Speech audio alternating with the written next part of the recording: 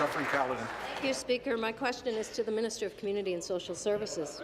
I've been working with Rose, a mother whose son Ricardo has severe developmental disabilities. On Friday, Rose was told she must pick up Ricardo from the hospital or consider him abandoned. Rose needs her son to be in a group home because he and his family are not safe in their home. With no group home spaces available, Rose is considering surrendering care of her son to get him the residential space he needs. How can this be happening in Ontario in 2017? Thank you. Minister of Community and Social Services. Well, thank you very much, Mr. Speaker, and to the member opposite for her question. Because, of course, we do understand that quite often situations where families, caregivers are looking after those with developmental disabilities do face a number of challenges. And I'd certainly like to hear a little bit more about this particular situation from the member from Dufferin-Caledon. What we are doing is transforming the system here in Ontario, and we have committed, as we did to the Ombudsman, to ensure that crisis situations do not occur. So we are trying to work very, very hard with our developmental service organizations to ensure that before a situation becomes a crisis, that we work with families and with caregivers to provide the very best solution. Thank you, Mr. Speaker. Supplementary.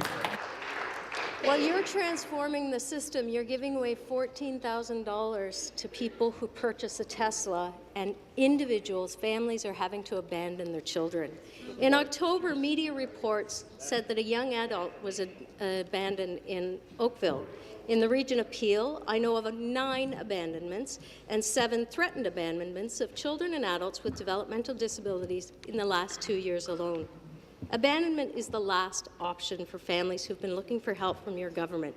It's your government that is abandoning these families. After the Select Committee report in 2014, after the Ombudsman's report last year, why is this still happening? Well, thank you very much, Mr. Speaker.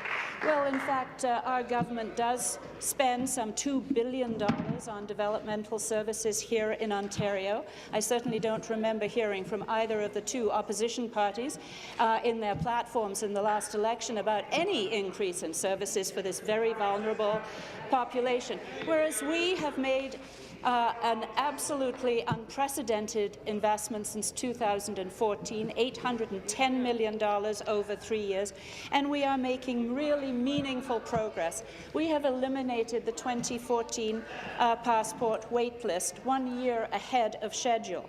We've provided direct funding for an additional 13,000 adults with developmental disabilities, and this has brought the total number of individuals served by passport to approximately 24,000.